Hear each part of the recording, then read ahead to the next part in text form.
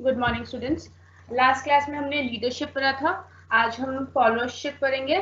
ठीक है, लीडरशिप के बाद लीडर्स लीड करते हैं, और लीडर्स किसको लीड करते हैं? फॉलोअर्स को लीड करते हैं।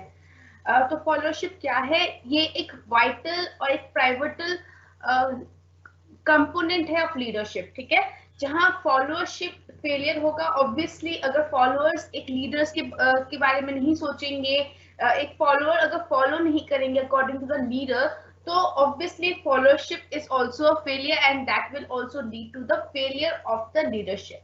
सो इफ आप जैसे बोलते हैं हर सक्सेसफुल मैन के पीछे एक वुमन का सपोर्ट होता है, वैसे ही एक सक्सेसफुल लीडर के पीछे उसके सक्सेस का मेन इंपॉर्टेंट एस्पेक्ट होता है उसके फॉलोअरशिप्स। ठीक है, वो फॉलोअर्स कैसे है, वो फॉलोअर्स उसके बात को मानते हैं कि नहीं, उनके मोरल कैसा है, वो सेटिस्फाइड है कि नहीं अपने लीडर्स से, वो अपने लीडर के अकॉर्डिंग काम करते हैं कि नहीं। All this components come under the followership. ठीक है, followership can also called as shadow of leadership. Leadership का एक शैडो है, but there are no leaders without followers and no followership without good leadership। ठीक है, फॉलोअरशिप तभी एक good leadership तभी बन पाएगा जब एक अच्छा फॉलोअरशिप होगा।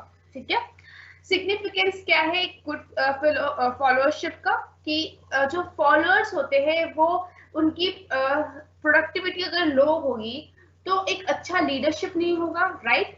एक पुअर वर्क एथिक होगा तो इससे अच्छा लीडरशिप नहीं हो सकता है। अगर उनके मोरल डाउन है, वो डीमोटिवेटेड है, उनको काम करने में मन नहीं लगता है, then also it will lead to a failure of leadership.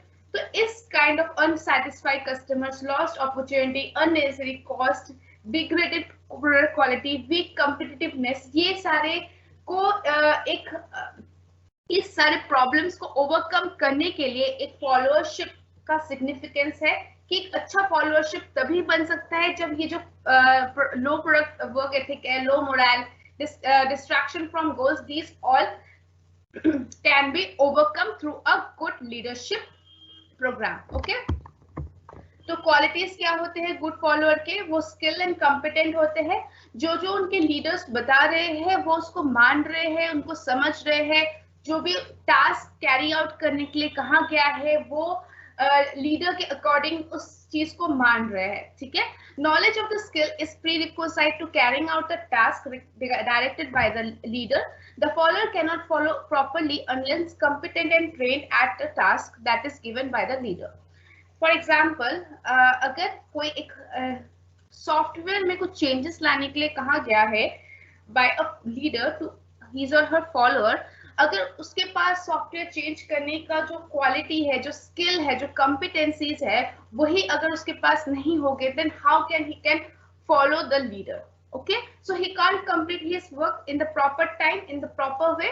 so for being a good follower, एक अच्छा फॉलोअर होने के लिए आपके पास स्किल्स एंड कॉम्पिटेंसीज होने चाहिए। ठीक है, it is the obligation of leader to ensure that followers are trained, updated and competent। इसकी रिस्पॉन्सिबिलिटी किसकी है? लीडर की रिस्पॉन्सिबिलिटी है कि उसको देखना कि उसके अंडर जो भी है, उसके जो भी फॉलोअर्स है, all are competent, they are trained, they are updated to the latest technology, latest work, and they form a good workforce। okay, next is good listener. जो एक फॉलोअर होते हैं वो एक गुड लिसनर होते हैं, मतलब वो सुनते हैं, बात को समझते हैं, उसको ग्रैप्स करते हैं, उस मैसेज को ढंग से इंटरप्रेट करते हैं। ठीक है, one of the main quality of a follower is a good capability to listen effectively, because only a good listener can interpret what message is given to him or her and what duties are expected from him, and only then he can deliver according to the expectations। For example, एक teacher एक leader होते हैं और students उनके followers होते हैं। अगर teacher ने एक असाइनमेंट दिया है और उसका प्रॉपर गाइडलाइंस नहीं बताया है कि किस पेपर में करना है, कैसे करना है, तो उस एक फॉलोअर की ड्यूटी है कि to listen what the leader is saying और what the leader is asking to do. ठीक है, तो एक फॉलोअर की क्वालिटी होती है कि ही और she should be a good listener, he और she should jot down the points, should interpret the message properly in order to do the his or her work properly. ठीक है. Next is hard working. Obviously एक follower को hard working होना बहुत जरूरी है. एक हार्ड वर्कर वही होता है जो कंसिस्टेंट होता है, अपने काम को बिना रुके करते रहता है, और साथ ही साथ अगर कभी कोई फेलियर आ रहा है तो उससे ओवरकम करने का जो जज्बा है वो भी उसके पास होना चाहिए. ठीक है. Next is collaborative. उसके पास एक फॉलोअर, एक अच्छा फॉलोअर तभी होता है जब ही नोज और he has the ability to work with others. Team में वर्क करना, टीम में टास्क कंप्लीट करना, सुपरवाइजर और लीडर के अंडर जो जो फॉलोअर्स है उनके साथ मिलकर कोलैबोरेशन करना, that is one of the quality of a good follower.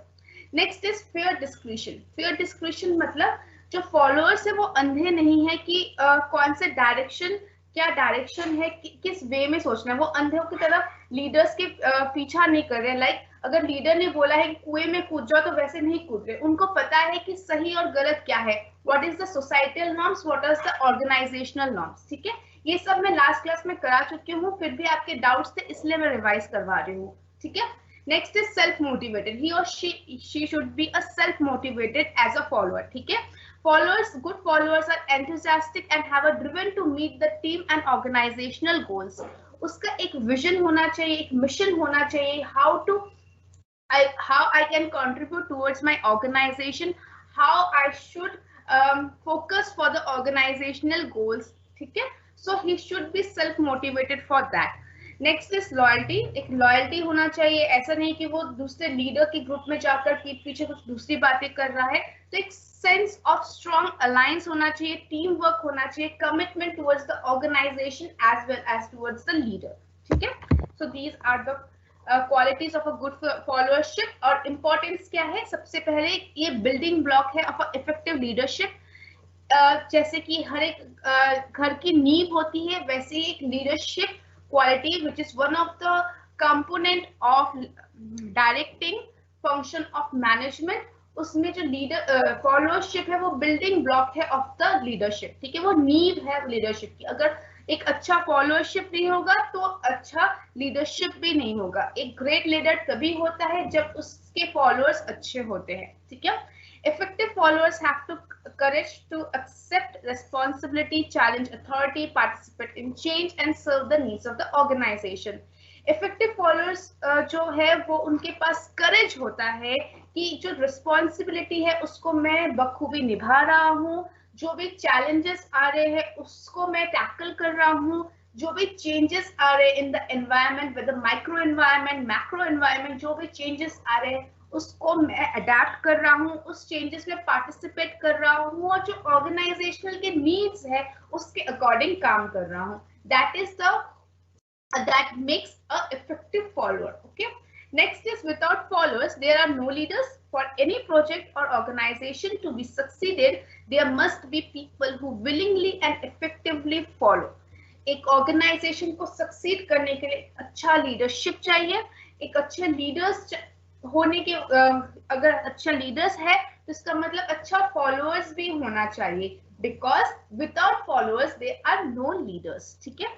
Leadership and followership are the fundamental roles that individual shift into and out of under various conditions. Leadership और followership एक ऐसा fundamental roles है जो time to time change होता रहता है. मतलब एक ही इंसान कभी फॉलोअरशिप का भूमिका निभाते हैं, कभी लीडरशिप की लीडर की भूमिका निभाते हैं.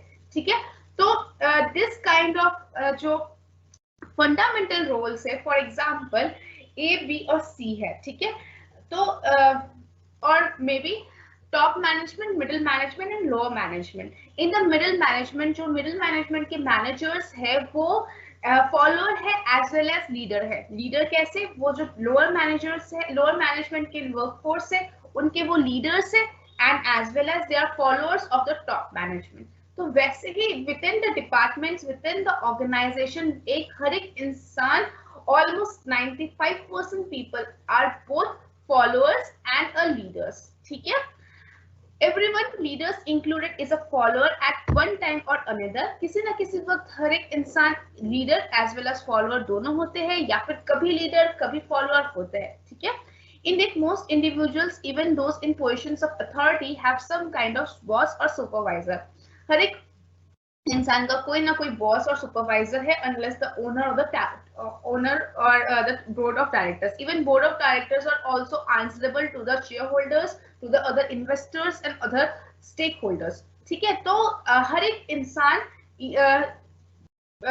हर एक employ per se in an organization are on the role of both leader and followership at one time or any other time. Okay, now let's move to the another topic, which is the organization wide leadership. Organization wide leadership मतलब कि organizational leadership क्या होता है, organization में leadership क्या होता है. Yeah, leadership qualities need to be developed organization wide to inculcate a sense of initiation and innovation.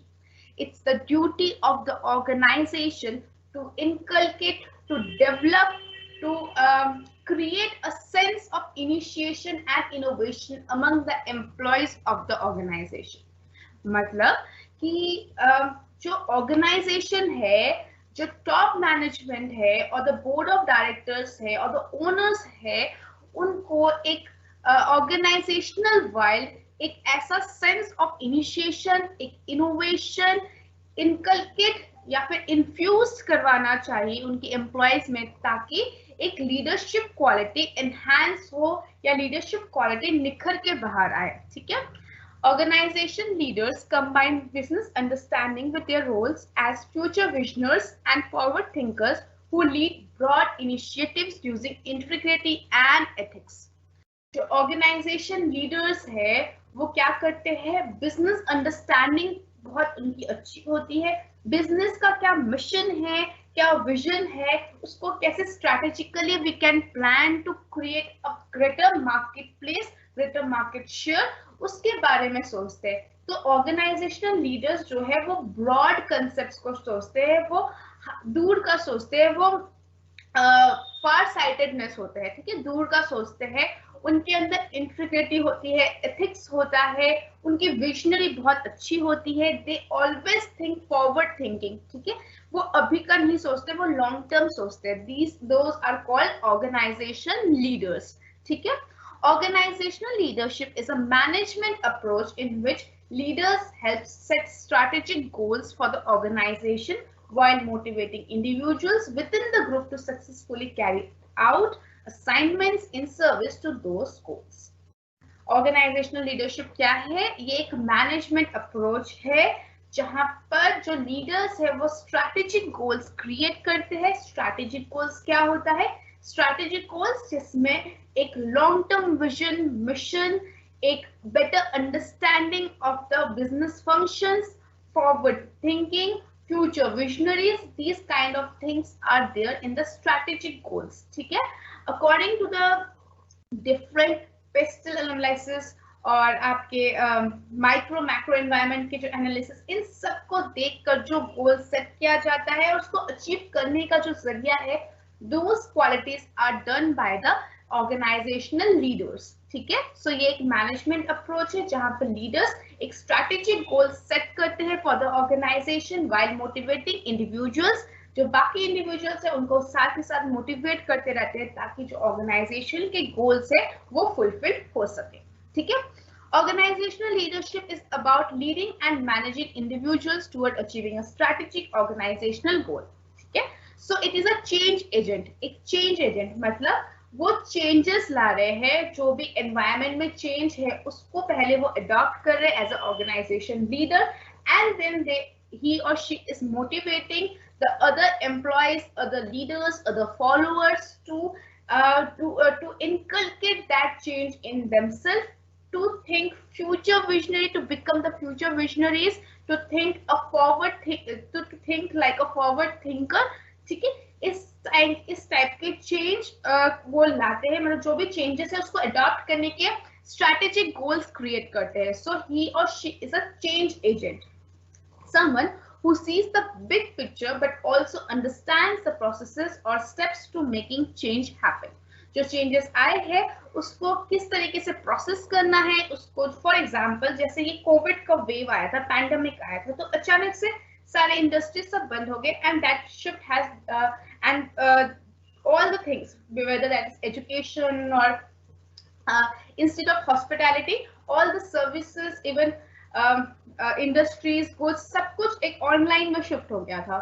ठीक है, तो ऑनलाइन में शिफ्ट होने की वजह से बहुत ऐसे एम्प्लॉयज होंगे जिनको कंप्यूटर्स के बारे में इतना नॉलेज नहीं होगा, फंक्शनिंग के बारे में पता नहीं चलेगा। तो ये जो एक चेंज आया था, तो ऑर्गेनाइजेशनल लीडर्स वही होते हैं जो चेंज को जल्दी से अडॉप्ट कर पाएंगे, जल्दी से अपने जो एम्प्लॉयज है उनको उस चेंज को हैपन करने में, प्रोसेस करने में उनको मोटिवेट कर पाएंगे, उस चेंज का एक बड़ा पिक्चर देखेंगे।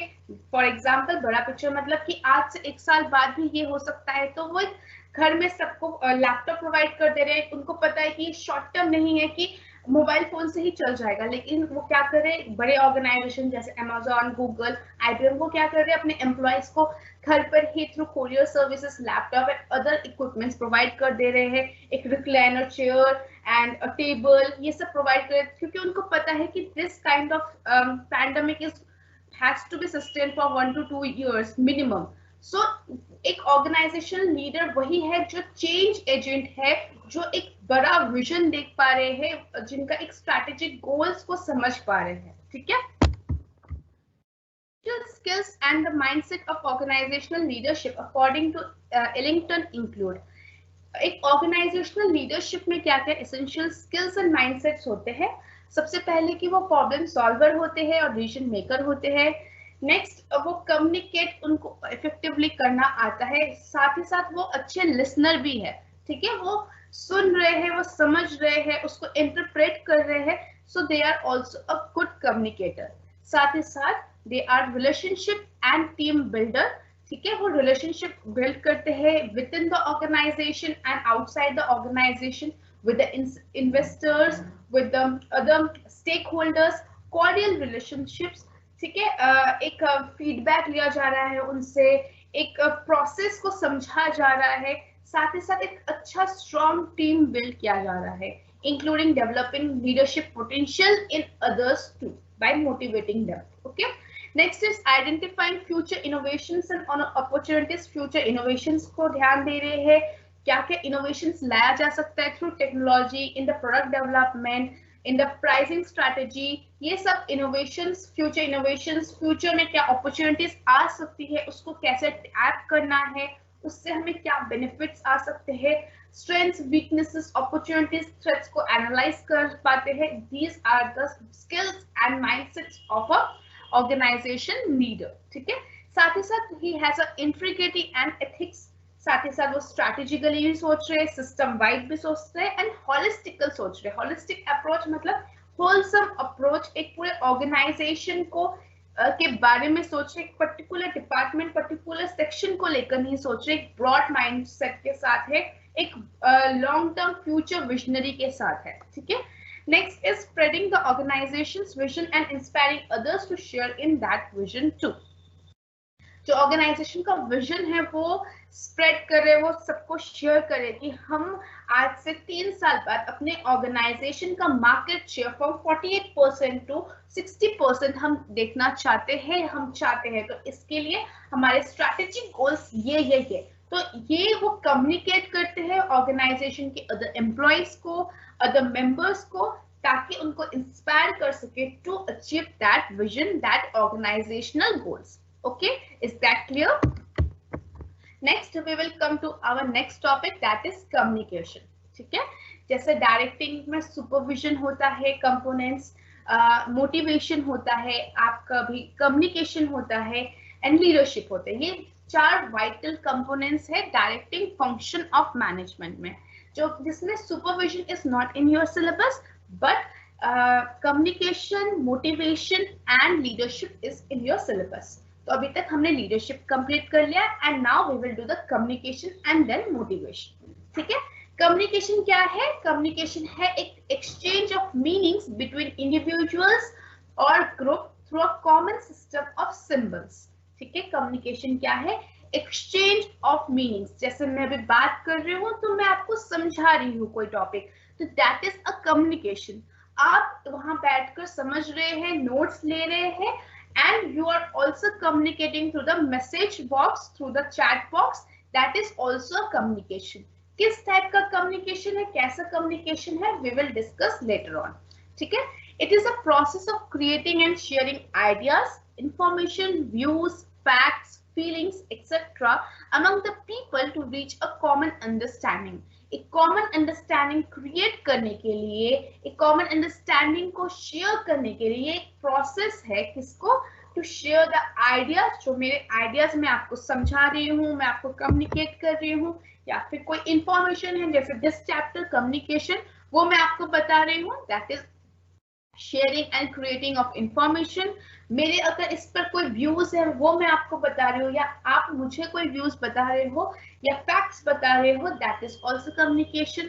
And in communication there is non verbal communication, जहां पर आप इमोशंस, कोई रो रहा है उससे आपको पता चल रहा है कि क्या वो उदास है, he or she is feeling sad, or he or she is extremely sad, that is why he or she is crying.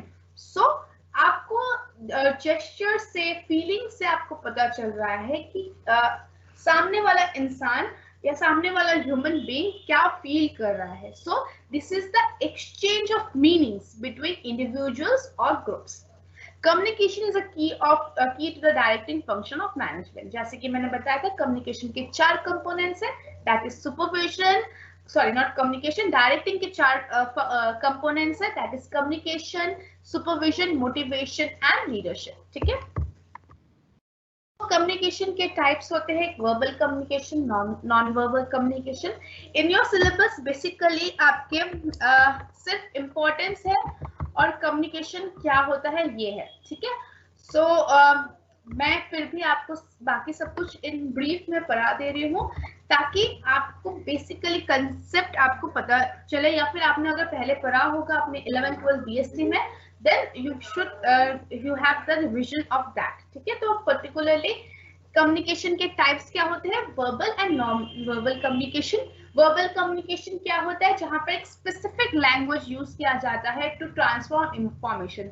जैसे यहाँ पर मैं हिंदी या फिर इंग्लिश यूज कर रही हूँ to transfer the information, what I want to teach you, what the subject is, what is the topic, इसको मैं आपको ट्रांसफर कर रही हूँ थ्रू द स्पीच और रिटन और साइन लैंग्वेज. अगर मैं साइन लैंग्वेज से बात बता रही हूँ आपको, जैसे अगर मैं नमस्ते कर रही हूँ, तो अगर मैं मुंह से भी नमस्ते ना बोलूं तब भी आपको समझ में आएगा कि मैं नमस्ते बोल रही हूँ, that is I am greeting someone. Okay? या फिर मैं स्पीच बोल के अगर मैं गुड मॉर्निंग बोलती हूँ, दैट इज ऑल्सो ग्रीटिंग. या फिर मैं चैट बॉक्स में गुड मॉर्निंग लिख देती हूँ, that is also form of verbal communication. ठीक है? तो वर्बल कम्युनिकेशन क्या होता है, जहां पर एक स्पेसिफिक लैंग्वेज यूज करके आप अपने इंफॉर्मेशन ट्रांसफर कर रहे हैं थ्रू स्पीच, रिटन और साइन लैंग्वेज. वर्बल कम्युनिकेशन में 2 चीज आती है, एक रिटन कम्युनिकेशन एंड एक ओरल कम्युनिकेशन. ओरल कम्युनिकेशन कहाँ क्या होता है, जहां पर इंटरेक्शन होता है through the use of spoken words. ठीक है? जहां स्पोकन लैंग्वेज यूज किया जाता है, स्पोकन वर्ड्स से आप एक दूसरे से कम्युनिकेट करते हैं, ईदर फेस टू फेस और over phone, that is oral communication. Whereas written communication क्या होता है, जहां पर आप वर्ड्स से आप कुछ लिख रहे हैं, लाइक सर्कुलर्स हो गए, ईमेल्स हो गए, alphabetically form in any language. आप अल्फाबेटिकली फॉर्म में through circulars, emails, text, chat box, anything आप अगर लिखकर किसी को कम्युनिकेट करें, that is the written communication. Another is non verbal communication. Non verbal communication क्या होता है, अगर आप अपने eyes, body language, hand gesture, facial expressions, इससे आप कम्युनिकेट कर रहे हैं, that is the non verbal communication. जैसे मैंने सिर्फ अगर मैं यहाँ हंस रही हूँ, then you might feel that I am very happy today. ठीक है? सो ये नॉन वर्बल कम्युनिकेशन है. मेरे जेस्चर से आपको पता चल रहा है, या फिर मैं आज बहुत गुस्से में हूँ और मैं ऐसे एकदम लाल होकर ऐसे ऐसे करके बैठी हूँ, then you will realise that yes something has happened to me today and I am angry. ठीक है? सो फेशियल एक्सप्रेशन से, हैंड जेस्चर से, बॉडी लैंग्वेज से जब आप एक दूसरे को कम्युनिकेट करते हैं, that is come under the non verbal communication. Okay?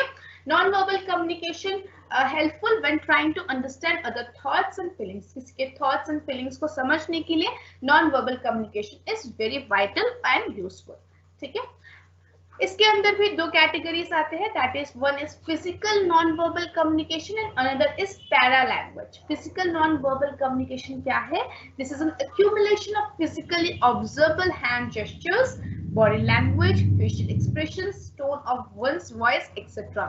आप नॉन वर्बल कम्युनिकेशन में भी दो कैटेगरीज होते हैं, that is physical and another is para language. Physical में आप हैंड जेस्चर को ऑब्जर्व करते हैं, फिजिकली आप देख रहे हैं, ठीक है, कि आप जैसे वहां अपने घर में बैठकर आप देख रहे हैं, मैं हैंड जेस्चर्स के थ्रू मैं पढ़ा रही हूँ, मेरे फेशियल एक्सप्रेशंस आप देख पा रहे हैं, ठीक है, आप मेरे टोन ऑफ वॉइस को सुन पा रहे हैं, that is the physical non verbal communication. ठीक है, next is para language. Para language क्या होता है? जैसे एक बेबी को हमने डांट दिया, ठीक है, ओ करके अगर हमने चिल्लाकर ओ बोल दिया तो वो उसको लगेगा कि हाँ वो गलत कर रहा है, तो एक वॉइस में चेंजेस लाकर, एक वॉइस में अप डाउन कर स्पीकिंग में चिल्लाकर बोलना, धीरे बोलना, इस सब से भी पता चलता है कि आपका क्या आप कम्युनिकेट करना चाहते हैं, and that comes under the non verbal communication में पैरा लैंग्वेज कम्युनिकेशन। ठीक है, आता है communication process. Communication process is basically this diagram, that is it starts from decoding, it starts from sender. ठीक है, सेंडर एक मैसेज भेजते हैं, फिर उसको एनकोड करते हैं, एनकोड करके मैसेज क्रिएट होते हैं। मैसेज इस किससे थ्रू जाते हैं? चैनल के थ्रू जाते हैं, मीडिया के थ्रू जाते हैं, मीडियम होता है उसके थ्रू मैसेज जाते हैं to the receiver, and receiver then decode that. ठीक है, and then at the end he और she give the feedback to the sender. अब ये मैसेज चैनल एंड रिसीवर में भी नॉइज आ सकता है। ठीक है, सो what is basically this, let me explain. Communication process में सबसे पहले सेंडर होते हैं। सेंडर कौन है? जो कम्युनिकेटर है, जो मैसेज को जनरेट कर रहे हैं या फिर कोई मैसेज वो कन्वे करना चाहते हैं to the receiver. He is the source and the one who starts the communication. Sender source है, start करता है जो communication को। Message is an idea, information, view, fact, feeling, etc. that is generated by the sender and is then intended to be communicated further. Message क्या है? एक idea है, एक information है, एक view है, एक fact है, एक feeling है, जो कि sender ने generate किया है और वो चाहती है कि वो receiver तक पहुंचे। ठीक है, एनकोडिंग मतलब क्या है? ये जो message, the message generated by the sender is encoded symbolically such as in the forms of words, pictures, gestures etcetera before it is being converted. Encoding मतलब आप एज अ सेंडर आप एक मैसेज क्रिएट कर रहे हैं through your words, alphabets, gestures, pictures, इसके through आप जो सिंबॉलिकली एक मैसेज क्रिएट कर रहे हैं, दैट इज एनकोडिंग। ठीक है, फिर उसके बाद आप एक मीडिया के थ्रू आप अपने मैसेज को रिसीवर तक पहुंचाते हैं। मीडिया क्या है? एक मैनर है in which the encoded message is transmitted. एक चैनल है through which the message by the sender is transmitted through the receiver. The message may be transmitted orally or in writing. The medium of communication includes telephone, internet, post, fax, email, etc. The choice of medium is decided by the sender. आप किस media से भेजना चाहते हैं? इधर fax से, post से, internet से, व्हाट्सएप से, फेसबुक से, ईमेल से, जहां से भी आप भेजना चाहते हैं, that comes under the media, that is the channel through which the sender wants to send the message to the receiver. Okay, decoding. अब आपने जो मैसेज भेजा है in terms of words, alphabets, symbols, gesture, वो sender decode करेगा। ठीक है, उसको प्रोसेस करेगा, समझेगा, कन्वर्ट करेगा ब्रेन में, and after decoding the message is received by the receiver. Receiver उसको रिसीव करेगा। रिसीवर कौन है? वो एक पर्सन है जो कि लास्ट आता है इस चेन में, to whom the message has been sent by the sender. Once the receiver receives the message and understands it in proper perspective and acts according to the message, only then the purpose of communication is successful. जब एक receiver message को receive कर लेता है और साथ ही साथ उसको प्रॉपर वे में अंडरस्टैंड भी कर पाता है, उसका क्या पर्सपेक्टिव है, सेंडर का क्या पर्सपेक्टिव है थ्रू द मैसेज, उसको समझ पाता है और उसके अकॉर्डिंग एक्ट करता है, then only the purpose of communication is successful. For example, मैंने कहा आपको ये चैप्टर पढ़ना है, ठीक है। तो मैंने क्या किया, कम्युनिकेट किया आपको थ्रू द वर्ड्स, ठीक है। मैंने ओरल कम्युनिकेशन किया, ठीक है। और मीडिया क्या है, this internet, this online class के थ्रू मैंने आपको बताया, आपने डिकोड किया ब्रेन में कि मैम ने बोला है कि इस चैप्टर को पढ़ना है, ठीक है। And you act like that, और आपने पढ़ना स्टार्ट किया, then only the purpose of communication is successful. तब जाके मैंने जो कम्युनिकेट किया उसका जो पर्पस है वो जाकर सक्सेसफुल होगा। Is that clear? उसके बाद आपने मुझे फीडबैक दिया, ठीक है, आप रिसीवर हो, आपने मुझे फीडबैक दिया, yes ma'am I am reading this chapter and यहाँ मुझे प्रॉब्लम हो रहा है, ये मेरे डाउट्स है, ठीक है। So that is the feedback. Once the receiver confirms to the sender that he or he has received the message and understood it, the process of communication is complete, ठीक है। अब इसके बीच में नॉइज आता है। नॉइज क्या है, एक ऑब्स्ट्रक्शन है that is caused by the sender, message और receiver during the process of communication. इस कम्युनिकेशन के प्रोसेस में अगर कोई ऑब्स्ट्रक्शन आता है that is called noise. For example bad telephonic connection, जैसे कि मैंने कॉल किया अपने फ्रेंड को और मैंने कहा कि आप मुझे इस मॉल में मिलेगा, ठीक है।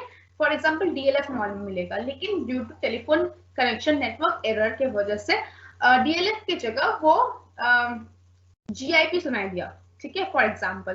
तो वो जीआईपी में जाकर पहुंच गए, दैट इज अ नॉइस कि मेरा जो मैसेज था वो through due to some obstruction वो ढंग से नहीं पहुंचा, वो जो रिसीवर है वहां पर उस तक पहुंचा नहीं है, वो अंडरस्टैंड नहीं कर पाया, ठीक है। So these are the example of noise, like faulty encoding, गलत आपने समझ लिया, या फिर फॉल्टी डिकोडिंग, मैंने गलत भेज दिया, या फिर आप इनअटेंटिव हो, आप सुन ही नहीं रहे हो, मैं आपको बता रही हूँ क्लास में कि आपको ये चैप्टर पढ़ना है, ये इंपॉर्टेंट क्वेश्चन है, और आप इनअटेंटिव हो, आपका ध्यान कहीं और है, आप बस क्लास को ऑन करके कहीं और दूसरे काम में व्यस्त है, तो दैट इज इनअटेंटिव रिसीवर। ऐसा अगर होगा, या फिर पुअर अंडरस्टैंडिंग है, मैसेज को आप समझ नहीं पा रहे हैं ड्यू टू आपका कोई प्री थिंकिंग है, या फिर इनअप्रोप्रिएट जेस्चर्स में यूज कर रही हो, so these kind of things are the noise. Is that clear?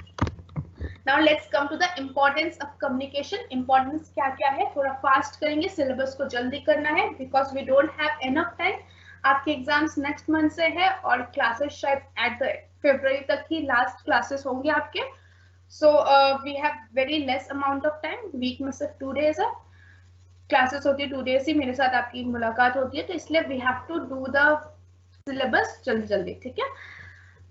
So let's come to the importance of communication. Communication के क्या importance है? सबसे पहले अगर आप as a manager, as an effective leader, as an effective top manager और effective employee, अगर आप अपने work को, system को effective बनाना चाहते हैं, एक harmonious relation, एक cordial relation create करना चाहते हैं with the trade unions, consumers, government, then you have to communicate properly, तो ताकि आपका एक कंपनी इमेज बने। जैसे एडवर्टाइजिंग आप एक अच्छे से करें, that is also a medium of communication, ठीक है, एग्जाम्पल ऑफ कम्युनिकेशन। तो आपका कंपनी इमेज, ऑर्गेनाइजेशनल इमेज को क्रिएट करने के लिए एक प्रॉपर कम्युनिकेशन होना चाहिए, and that is one of the importance of communication. Next is effective administration. Through communication, management issues orders and instructions and comes to know about reactions of subordinates. Communication के through ही एक management अच्छे से administer कर पाता है कि किसका क्या काम है, instruction दे पाता है, grievances handle कर पाता है, subordinates के क्या reaction से ये पता कर पाता है. So communication is also vital for the effective administration. And there is better coordination. अगर अच्छा coordination चाहिए, अच्छा team building चाहिए among the employees, तो इसके लिए आपका इफेक्टिव कम्युनिकेशन बहुत जरूरी है। Another importance of communication is better delegation of authority. Delegation मतलब मैंने आपको पहले भी समझाया था कि एक आपके सबऑर्डिनेट को काम देना, ठीक है, डेलीगेट कर देना. So through communication subordinates come to understand clearly the limits of their authority and responsibility. आप अगर ढंग से कम्युनिकेट करेंगे, इफेक्टिव कम्युनिकेशन होगा, तो सबऑर्डिनेट्स को पता चलेगा, अदर एम्प्लॉयज को पता होगा कि उनकी क्या अथॉरिटी है, उनकी कितनी रिस्पॉन्सिबिलिटी है, उनकी कितनी लिमिट है, उनको क्या काम करना है. So this all can be achieved only through communication. The importance is altering individuals' attitudes. Communication also plays a crucial role in altering individuals' attitudes. That is, a well-informed individual will have a better attitude than a less informed individual. एक individual जिसके पास बहुत information होगा उसके attitude अच्छा होगा rather than a less informed individual. और एक individual का इंफॉर्मेशन कैसे आएगा? Through communication. Okay, next is communication also helps in socializing. आप सोशलाइज कर पाएंगे दूसरे लोगों से, कैसे कर पाएंगे? बोलकर या रिटन कम्युनिकेशन के थ्रू ही कर पाएंगे. मूक प्राणी तो सोशलाइज नहीं कर पाते हैं, right? Next is communication also asserts in controlling process. कैसे कंट्रोलिंग प्रोसेस में हेल्प करता है? क्योंकि it helps in controlling organizational members behaviour in various ways. There are various levels of hierarchy and certain principles and guidelines that employees must follow in an organization. They must comply with organizational policies, perform their job role efficiently, and communicate any work problem and grievances to their superiors. अगर कोई grievances है, कोई problem है, ये आप तभी बता सकते हैं जब आप कम्युनिकेशन कर पाएंगे. कम्युनिकेशन के थ्रू ही आप अपने प्रॉब्लम्स, आपके गाइडलाइंस, प्रिंसिपल्स सब आप अपने सुपीरियर को बता पाएंगे. So communication also asserts in controlling process. Now let's come to the next topic, that is motivation. Directing के 4 components, that is supervision, leadership, communication and motivation. Supervision आपके syllabus में नहीं है. Leadership and communication is done. Now we will do the motivation part. Motivation क्या है? ये एक word है which has been derived from the motive. ये जो chapter है, before I start doing this, ये मैं बताना चाहती हूँ, उसका importance बहुत ज्यादा है क्योंकि अभी आप semester 1 BCom में business organization and management में पढ़ रहे हैं. अब आगे चलकर हर एक theoretical subject में आप मोटिवेशन वर्ड से रूबरू होंगे. इवन आप नेक्स्ट 5th सेमेस्टर में भी ह्यूमन रिसोर्स मैनेजमेंट पढ़ेंगे, 3rd सेमेस्टर में प्रिंसिपल एप्लीकेशंस पढ़ेंगे, उसमें भी प्रिंसिपल एप्लीकेशंस मैनेजमेंट सब में मोटिवेशन चैप्टर आएगा. इवन मास्टर्स में मोटिवेशन चैप्टर आएगा. एंड इससे पक्का क्वेश्चन बनेंगे फॉर श्योर. आप लिख लीजिए, मोटिवेशन एक ऐसा चैप्टर है, एक ऐसा टॉपिक है which is nowadays very vital. ठीक है, बहुत ज्यादा इंपॉर्टेंट रखता है for the organisation as well as for individual. ठीक है, सो इस टॉपिक को अच्छे से समझने की कोशिश कीजिएगा. ठीक है, इसमें अगर डाउट्स है तो ट्राई टू क्लैरिफाई नाउ, या फिर आप टीम्स एप्स के थ्रू आप क्लैरिफाई कर सकते हैं, लेकिन इसको समझिए, अच्छे से समझने की कोशिश कीजिएगा. ठीक है, so let me start with this topic. This is known as motivation. Motivation is made of the word, derived from the word motive. Motive क्या होता है? Motive एक inner state और energy, एक inner feeling होता है that energizes, activates, moves and that directs or channels behavior towards a goal. क्या कहा है Bernard Wilson and Gary A Steiner ने कि एक मोटिव है. मोटिव क्या होता है? एक इनर स्टेट है, इनर फीलिंग है, एक इनर अंदर से आता है आपका, जो एक बोलते हैं ना कि मुझे फर्स्ट आना है क्लास में, तो आपको अचानक से कैसे आया? That is your motive, that is your inner state, that is your inner feeling that energize you, जहां जिससे आपको एनर्जी मिलती है. एक इनर फीलिंग, एक इनर स्टेट जिससे आप एक्टिवेट हो पाते हैं, जिससे आपको डायरेक्शन दिखता है, आप अपने बिहेवियर को चैनल कर पाते हैं टुवर्ड्स द गोल. गोल क्या है? आपको क्लास में फर्स्ट आना है या फिर आपको फर्स्ट डिवीजन लाना है. ठीक है, so for that you have to study. और ये जो आपने गोल क्रिएट किया है, ये आपको एनर्जाइज किया है, एक्टिवेट्स किया है, that is the motive, that is the inner state और इनर फीलिंग.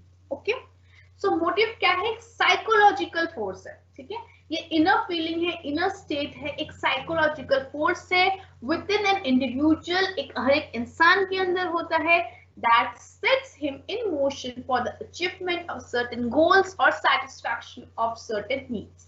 मोटिव एक ऐसा साइकोलॉजिकल फोर्स है एक इंडिविजुअल के अंदर जो कि उसको एक मोशन में लाता है फॉर द अचीवमेंट, जो उसने गोल सेट किया है, जो उसको सैटिस्फैक्शन चाहिए अपने नीड्स को फुलफिल करने के लिए, उस चीज को उसको एनर्जाइज करने के लिए, एक्टिवेट्स करने के लिए एक मोटिव क्रिएट होता है within an individual which is a psychological force.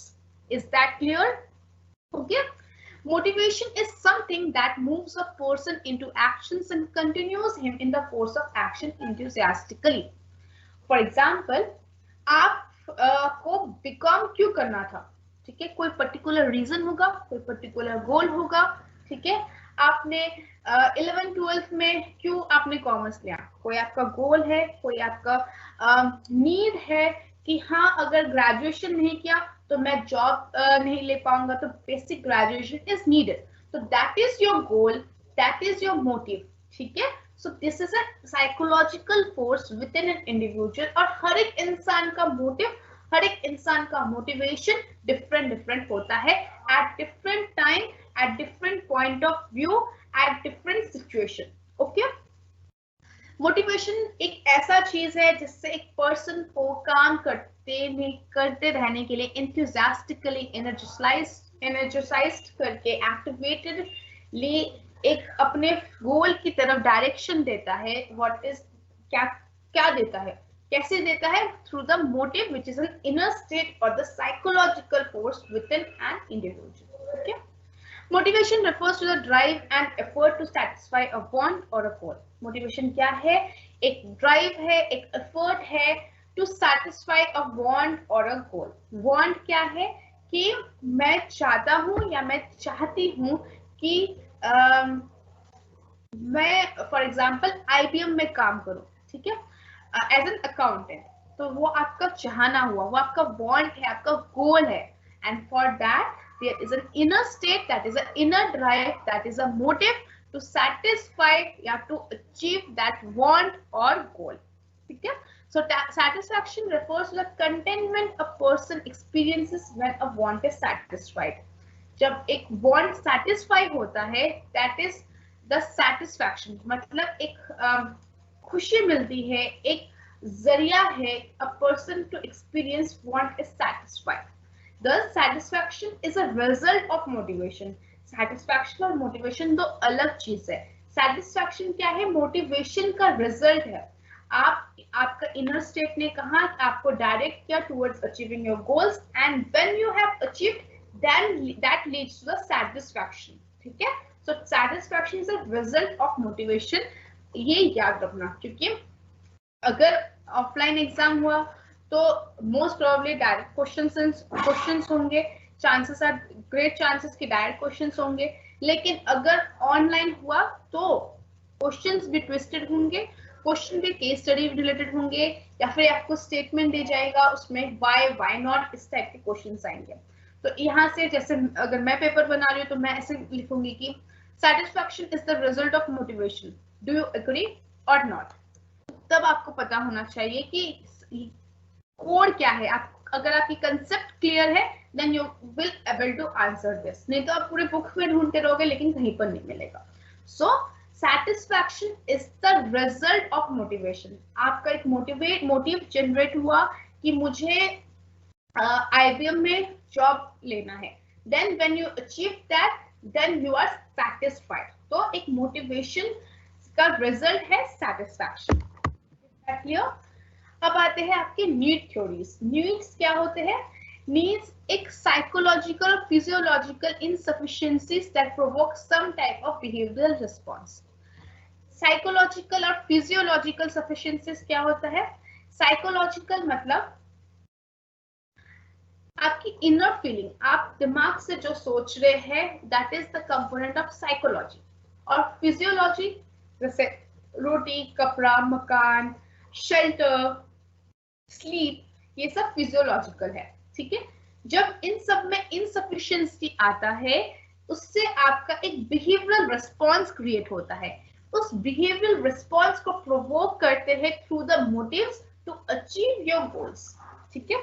So need theories attempt to identify the internal factors that motivate an individual's behavior and are based on the premise that people are motivated by unfulfilled needs. जो मनुष्य है, जो human beings है, they are always unfulfilled by their needs. For example जो richest man है, उनकी भी सारी नीड्स फुलफिल नहीं है, ठीक है। अगर आपको एक पर्टिकुलर डिग्री मिल गया है, उसके बाद भी शायद आपको अगर जॉब सेटिस्फैक्शन नहीं मिल पा रहा है, then your needs are not fulfilled. For example, अगर आपकी सैलरी 10,000 रुपीज आपको मिल रहा है, उस टाइम के लिए आप सेटिस्फाइड है, लेकिन उसके बाद नेक्स्ट टाइम पर आप अनसेटिस्फाइड हो जा रहे हैं, आपके नीड्स फुलफिल नहीं हो पा रहे, तो ह्यूमन बींग्स के जो नीड्स है वो कंटिन्यूअसली कभी भी फुलफिल नहीं होते हैं। हर एक इंसान का जो नीड है वो अनफुलफिल्ड होता है। So that is the basic assumption of the needs theory, motivation theory. ठीक है, सो नीड थ्योरी क्या करती है, जो इंटरनल फोर्सेस है हर एक इंडिविजुअल में, उसको आइडेंटिफाई करने की कोशिश करती है ताकि उसको मोटिवेट कर सके, and are based on the premise मतलब assumption that people are motivated by the unfulfilled needs. Needs are the psychological or physiological insufficiencies that provoke some type of behavioral response.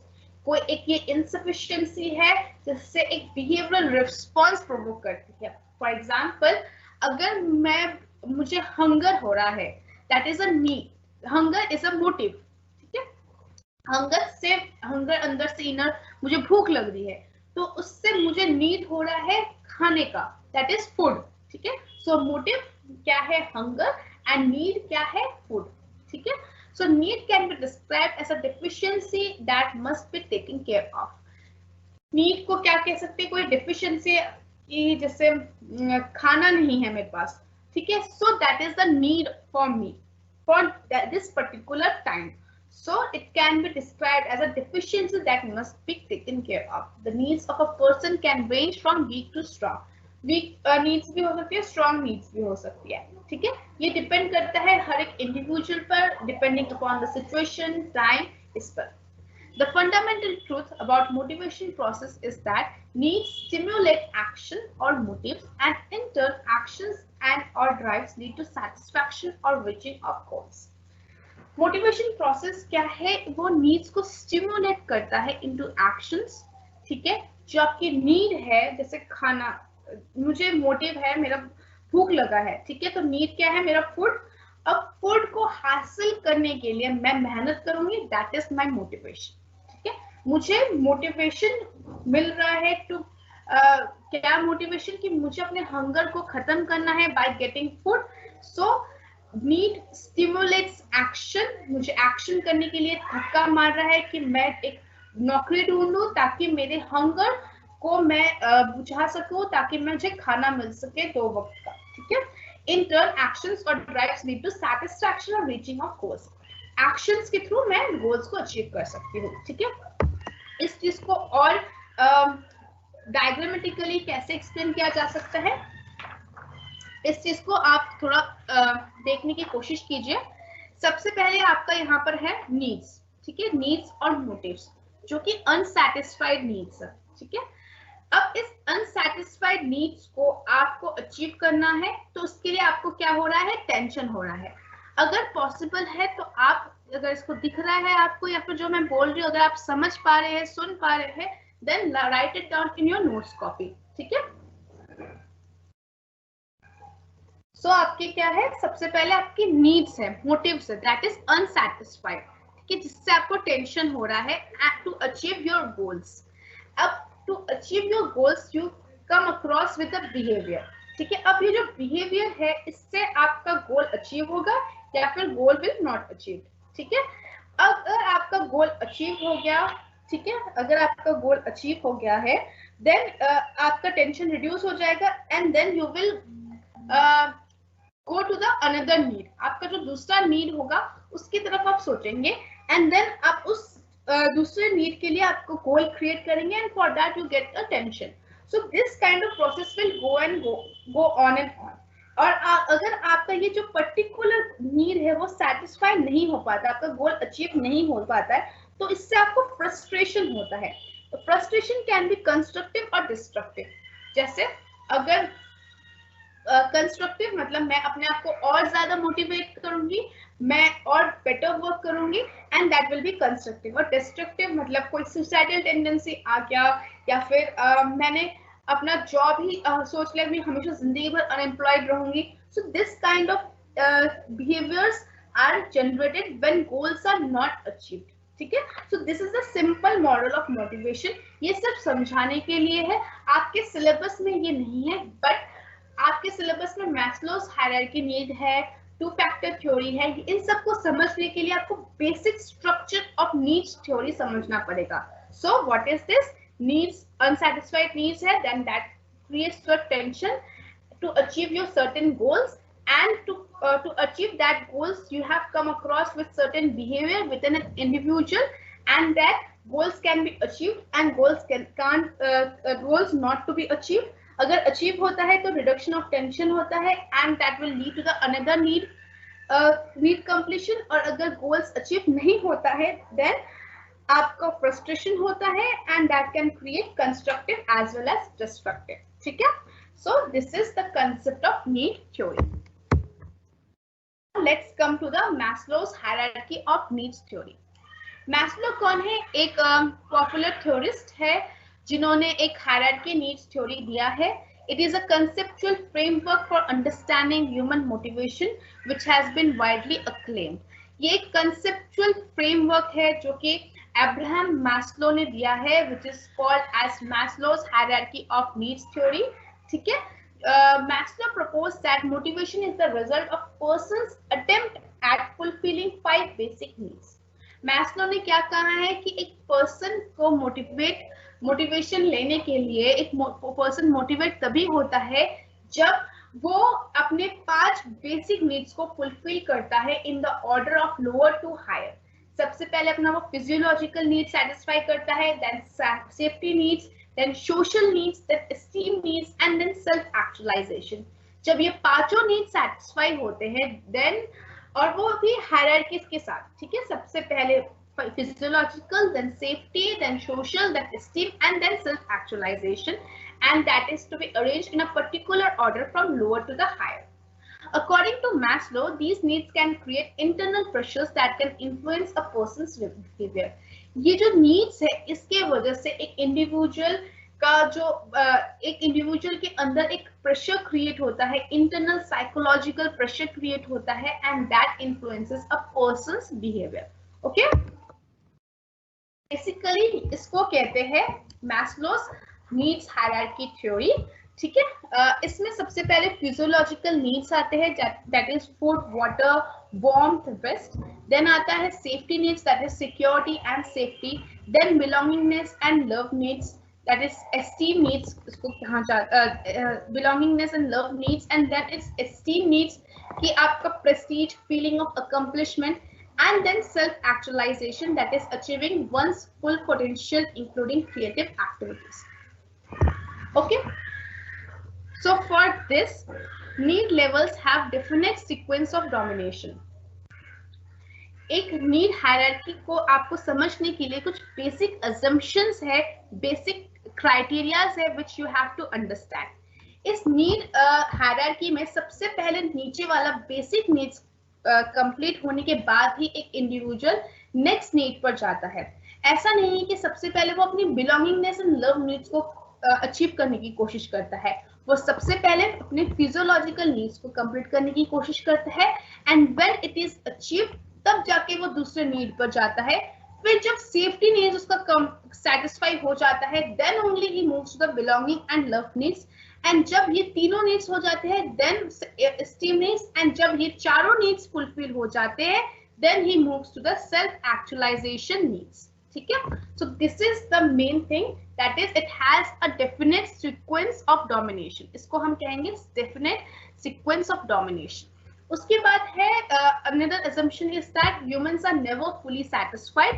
That is, if one need is satisfied, the another need arises. यही assumptions पे चलता है ये motivation need कि अगर human beings का कोई एक particular need satisfy हो जाता है then he moves to the another needs. ठीक है? मतलब अगर physiological needs हो जाते हैं satisfy then he or she will be the moves to his or her safety needs. Once a need is satisfied, it brings an end to be a motivating factor because an individual will take action only to satisfy unmet needs.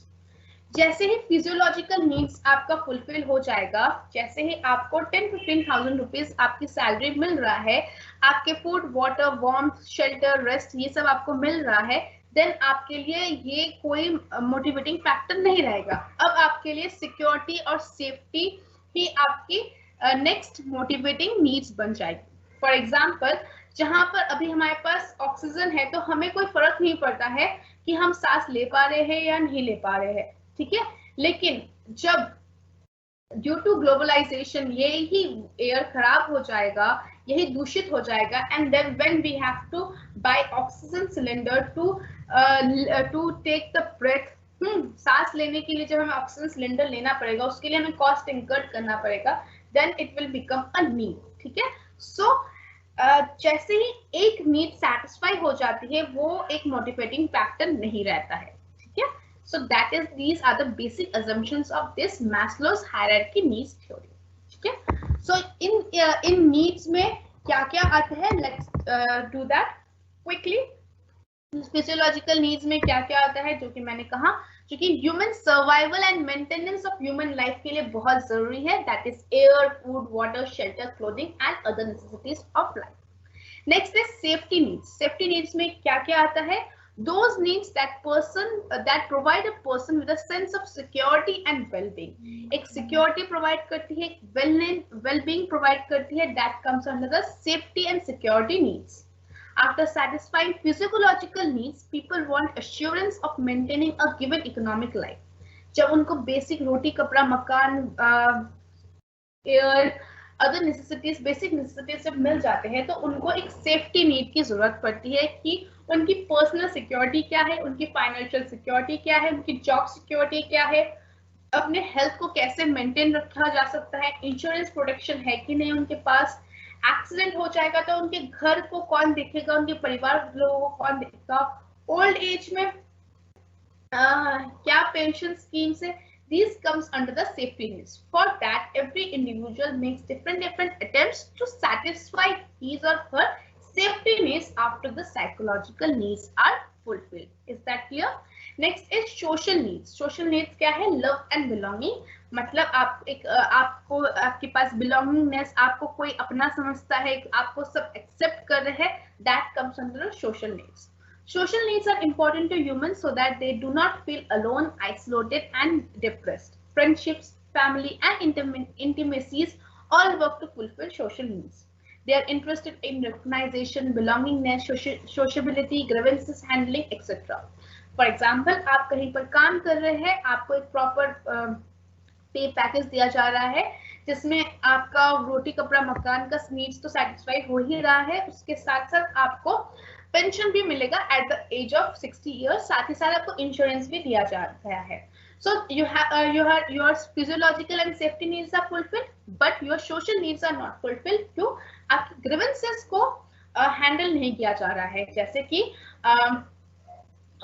या फिर जैसे कि आपका जो computer है वो काम नहीं कर रहा है, इसकी वजह से आपकी प्रोडक्टिविटी कम हो जा रही है और सबकी सैलरी कम हो जा रही है, तो इस ग्रीवेंसेस को कोई हैंडल नहीं कर रहा है।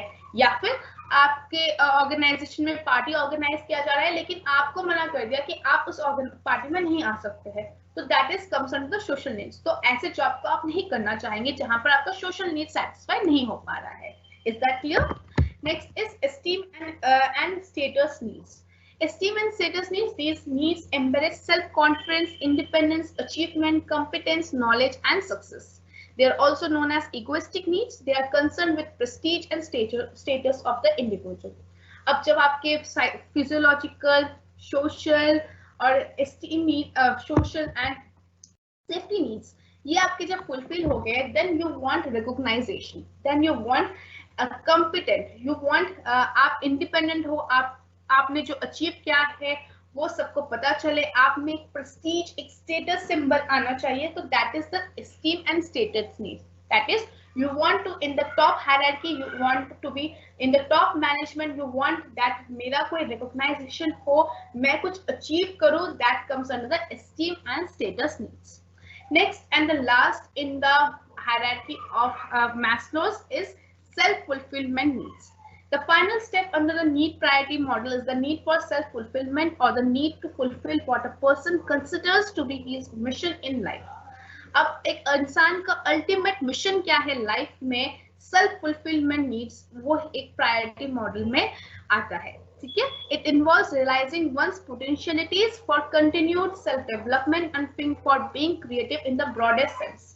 एक इंसान अपने आप को कितना डेवलप कर सकता है, कितना क्रिएटिव है, in the broadest sense that comes under self fulfilment needs. मतलब वो हाईएस्ट पीक में जाना चाहता है अपने नीड हायरार्की थ्योरी में।